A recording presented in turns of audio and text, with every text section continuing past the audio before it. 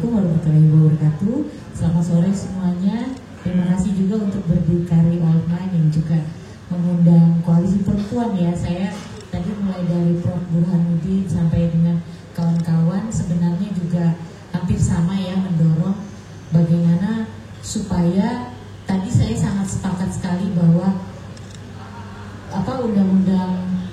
undang-undang revisi pemilu partai politik atau mungkin paket politik sesegera mungkin untuk dibahas, karena sebenarnya kita tuh kan belajar ya dari pemilu 2024 kemarin ya, bahwa sesuatu alasannya mepet ya, dan akhirnya kita tidak pernah bisa menyiapkan sistem atau tata kelola pemilu yang tadi saya juga sepakat ya, pemilu 2024 itu pemilu yang paling carut marut dan barbar tadi ya, banyak hal termasuk tadi ya soal keserentakan yang ternyata yang tadinya katanya alih-alihnya untuk menghemat kan waktu itu penjelasannya kenapa pemilu itu dibuat serentak dengan pilkada dan yang lain-lain, itu dibuatnya karena ada banyak pertimbangan termasuk itu tadi penghematan dan juga alasan-alasan bahwa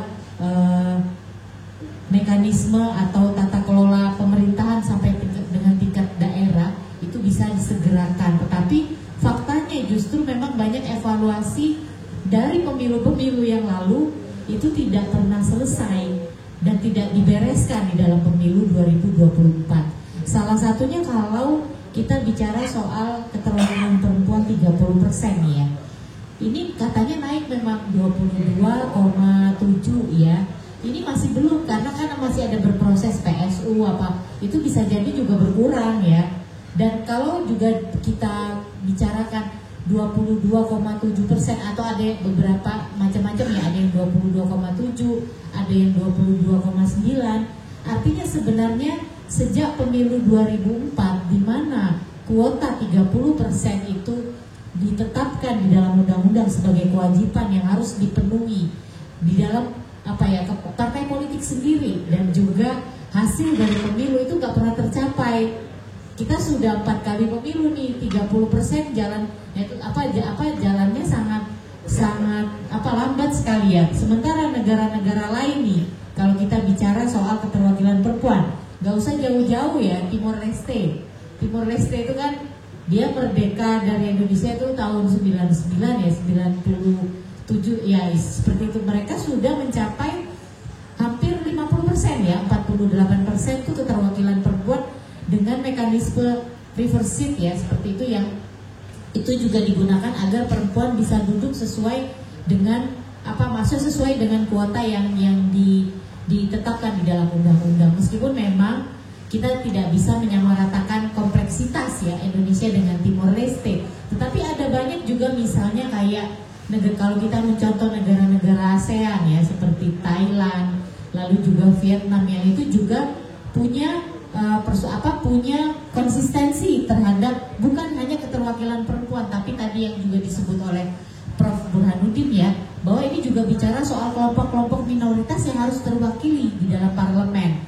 Bukan saja perempuan, misalnya kelompok-kelompok yang memang selama ini punya concern soal lingkungan. Ternyata di situ ada indigenous people, ada masyarakat adat. Nah, kita belum sampai pada titik seperti itu gitu ya. Dan kalau juga mau bicara soal partai politik ini yang menurut saya paling kelihatan tidak konsisten dalam memenuhi 30% keterwakilan perempuan ya. Kalaupun ada di ADART kuota 30% yang harus dipenuhi itu di dalam internal partai saja, itu juga ternyata tidak mudah ya. Dan untuk partai-partai besar saja ya, misalnya partai-partai yang selama ini kalau kita bilang partai-partai yang inilah dia memang selalu dapat ya di setiap pemilu ya.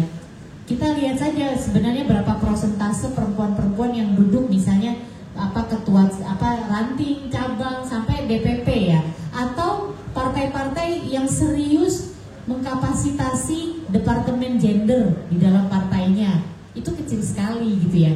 Dan kalau kita juga bicara misalnya kita menitipkan dalam revisi yang seharusnya disegerakan ini adalah bagaimana misalnya untuk memperkuat 30% itu partai juga sistem pendaftaran ini juga termasuk partai itu harus tertib ya, bahwa dia tidak boleh misalnya ada kader perempuan yang sudah 20 tahun mengabdi di partai, dia sudah punya kapasitas bahkan mungkin siap bekerja, tetapi dia harus tergeser hanya karena misalnya oligarki atau dinasti atau public figure artis yang bisa memberikan uang kepada partai politik untuk menang ya, seperti itu. Nah ini juga menjadi hal yang ingin kita rekomendasikan, misalnya minimal dia harus punya pengalaman 3 tahun beraktivitas atau juga menjadi bagian dari kerja-kerja partai, sehingga ya itu tadi percuma ya misalnya beberapa partai besar itu punya kader-kader perempuan yang sangat baik di dalam, tetapi kita lihat mereka juga tidak mudah ya, dan satu lagi politik uang yang selalu membebani, apalagi itu ketika bicara perempuan yang harus berkompetisi di arena pemilu dan pilkada seperti itu. Jadi dan partai politik itu juga yang paling tidak konsisten dan yang juga mendegradasi ya. Misal sudah ada calon perempuan bahkan menang suara terbanyak, tetapi internal partai politik memutuskan dengan persoalan-persoalannya itu kita tidak ketok, padahal MK keputusan Bawaslu sudah menyatakan bahwa caleg perempuan ini menang, tidak ada pelanggaran yang dilakukan, tetapi tetap saja digeser karena di Mahkamah Internal Partai ya. Ini saya masa mau sebut mereknya ya, karena saya punya teman caleg perempuan yang betul-betul mengalami bagaimana ya PDIP ya, ada 2 kawan saya ya yang kalaupun diganti itu juga harus didapil gitu ya, di dapil yang sama. Ini kan luar biasa nih Mbak, kita yang satu ini ya, sudahlah dia mendapatkan suara terbanyak yang dia berkontribusi terhadap kemenangan atau kursi yang diperoleh oleh partai di dapil-dapil tertentu, tetapi digeser hanya karena ada kepentingan saudara atau ponakan dari ketum partai yang akhirnya harus mengalah ya, digeser. Pilihannya menyedihkan sekali, mundur sendiri atau dipecat. PDIP langsung saja disebut ya seperti itu. Dan ada 2 kawan saya yang merasakan, dan juga ini ada beberapa partai lainnya. Ini yang saya sebut juga bahwa harus ada perombakan atau revisi yang betul-betul substantif ya di dalam partai-parpol kita juga, bagaimana juga mereka memberikan alokasi ketika kita bicara pembiayaan politik ya. Bagaimana partai juga harus mengalokasikan penguatan kapasitas bagi kader-kader mereka. Kalau kita bicara kualitas kader-kader ini sebenarnya bukan hanya menuju perempuan. Sekarang mari kita coba lihat seberapa besar sih kualitas orang-orang alek-alek laki-laki di parlemen. Apakah mereka juga berkualitas? Kan ini juga kadang-kadang juga harus kita objektif melihatnya. Bahkan ada yang cerumitan ya statement politiknya gitu ya, sehingga membuat publik marah gitu ya, soal normalisasi atlet sepak bola segala macam seperti itu. Nah ini yang juga harus menjadi bagian yang betul-betul kita kawal ya. Kalau saya sebagai bagian dari masyarakat sipil tentu punya kepentingan, dan kenapa kita juga iya betul langsung sebut ya namanya. Jadi normalisasi, naturalisasi itu yang harus, dan itu kan menurut saya satu, dia tidak punya kompetensi untuk bicara soal itu, dia tidak punya pengetahuan yang memadai, dan begitulah kualitas anggota parlemen kita ternyata ya. Dan kita sekarang juga diperhadapkan bagaimana sebenarnya komisi-komisi di dalam parlemen itu sangat senjang ya keterwakilannya gitu ya. Seperti kayak Komisi 8 yang itu komisi yang harus mengurusi isu perempuan dan gender di dalamnya, tetapi ketua komisinya laki semua seperti itu ya. Jadi hal banyak sekali sebenarnya kalau kita bicara undang-undang paket politik ya, bukan hanya undang-undang penyelenggaraan pemilu, undang-undang partai politik, dan juga undang-undang MD3 ya, bagaimana ini juga harus kita dorong bagaimana agar ini juga bisa menyatu ketika nanti revisi itu tidak hanya sekedar 30%. Lalu kalau saya juga bicara bagaimana partai politik ini juga maksudnya betul-betul bisa konsisten dengan bagaimana memastikan kuota 30% ini sampai pada duduk di parlemen atau duduk di komisi-komisi.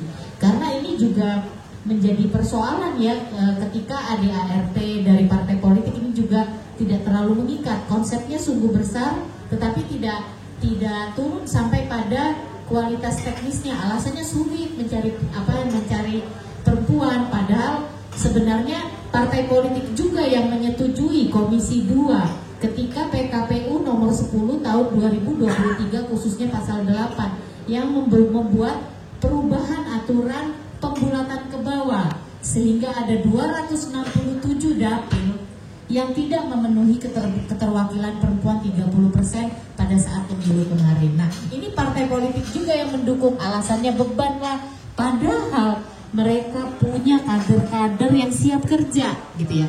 Tetapi ya itu tadi, dalam pengalaman Koalisi Perempuan Indonesia RDPU dengan Komisi 3, ada salah satu yang bilang, ya selama ini memang kita tidak pernah melarang perempuan itu berpartisipasi di dalam politik. Siapa yang melarang? Tapi mari kita lihat isi tasnya dulu. Itu sangat terang-terangan ya di depan kita. Artinya selama paradigma partai politik melihat bahwa pemilu atau pilkada itu juga adalah kontestasi pemenangan ya, bukan menuju perubahan yang terbaik ya, kita tidak akan pernah bisa bagaimana pertanyaan aja terkait kuota itu saya nggak tahu lagi mau sampai kapan ini 30% tercapai gitu ya, karena sudah 4 kali pemilu ya seperti itu. Dan satu hal lagi sebenarnya penting juga untuk memberikan aturan pada sanksi yang kuat ya pada partai-partai ini, karena ketika kita melihat undang-undang pemilu yang ada memang tidak ada sebuah aturan ya yang itu memperkuat sanksi, pun itu termasuk regulasi KPU ya Prof ya seperti itu. Jadi hal ini yang memang harus betul-betul kuat, dan sekali lagi memang kita tidak boleh diam ya. Tadi mungkin bagaimana ini kan alasannya kemarin digadang-gadang katanya revisi undang-undang pemilu itu akan dilakukan di awal 2026. Nah, mau sampai kapan? Padahal revisi undang-undang pemilu itu sudah ada dalam program legislasi nasional tahun 2025. Jangan dijadikan alasan untuk mepet ya. Dan kalau bisa revisi undang-undang yang kodifikasi, saya juga sepakat kalau itu kodifikasi. Kalau Omnibus Law kita banyak belajar dengan Cipta Kerja yang akhirnya juga sulit untuk diimplementasikan karena terlalu lintas kebijakan ya. Lebih baik memang kita concern pada kebutuhan pemilu yang memang sudah banyak sekali catatan evaluasinya dari setiap pemilu ya, yang itu memang dalam bentuk kodifikasi saja sehingga ini segera bisa dilakukan. Karena kalau bisa undang-undang paket politik itu sudah selesai sebelum tahapan pemilu 2029 sehingga nggak ada alasan untuk ada otak-atik lagi di dalamnya. Meskipun kembali lagi tantangan kita adalah political will atau goodwill ya dari partai politik termasuk pemerintah ya, karena tentu saja ada kepentingan seperti tadi yang disampaikan, kepentingan yang juga akan running di 2029 yang juga mungkin akan mempengaruhi nasib dari revisi undang-undang pemilu kita ya seperti itu. Nah, ini mungkin pentingnya kita terus bersuara ya, bikin berisik, bikin ribut ya, supaya itu juga tergerak ya. Karena kalau cuma mungkin kalau perlu misalnya banyak hal ya, termasuk partai-partai baru ini gitu ya, karena ini juga menjadi ruang-ruang bagi politisi perempuan untuk dia berpartisipasi pada partai-partai yang baru ya. Nah, kalau ini juga dihambat, dibebani, dipersulit dengan syarat-syarat yang berat, artinya ini juga akan menutup kesempatan politisi perempuan itu untuk berpartisipasi gitu ya. Jadi kalau kita juga bicara revisi partai politik, kalau bisa dipermudah juga gitu ya, sehingga persoalan-persoalan yang menghambat itu juga persoalan-persoalan yang selama ini juga menutup atau menghambat ke bagaimana partisipasi kelompok-kelompok lain ya, atau kelompok minoritas atau kelompok-kelompok yang beragam yang harus diberi ruangnya di dalam sistem pemilu kita, itu bisa dibuka juga gitu ya. Jadi hal seperti itu termasuk pembiayaan politik yang juga mengharuskan ada penguatan kapasitas, tidak hanya perempuan tapi semua kader partai politik ya, supaya mereka siap bekerja sehingga kita tidak melakukan pemutaran film yang sama setiap periode baru ya, penguatan lagi dari awal, orientasi lagi dari awal, sehingga itu makan waktu dan belum lagi penyesuaian-penyesuaian yang lain yang itu membuat kerja parlemen tidak pernah efektif ya. Dan mereka selalu memutuskan banyak sekali ratusan bahkan ya rancangan undang-undang yang tidak pernah selesai dalam satu periode. Jadi memang penting sekali untuk terus kita mengawal, dan kuota 30% ini bukan hanya konsep besar ya, tetapi partai politik juga harus menurunkan. Nggak ada alasan ya, ini nggak ada perempuan yang mendaftar.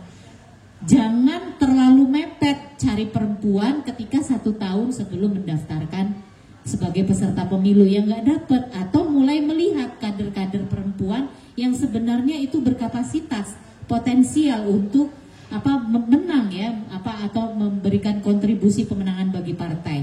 Bukan hanya Ansi bicara bahwa dia anaknya bupati atau keponakannya siapalah seperti itu, atau artis yang punya aset bermiliar-miliar ya yang bisa berkontribusi kepada partai. Saya rasa itu saja Mas.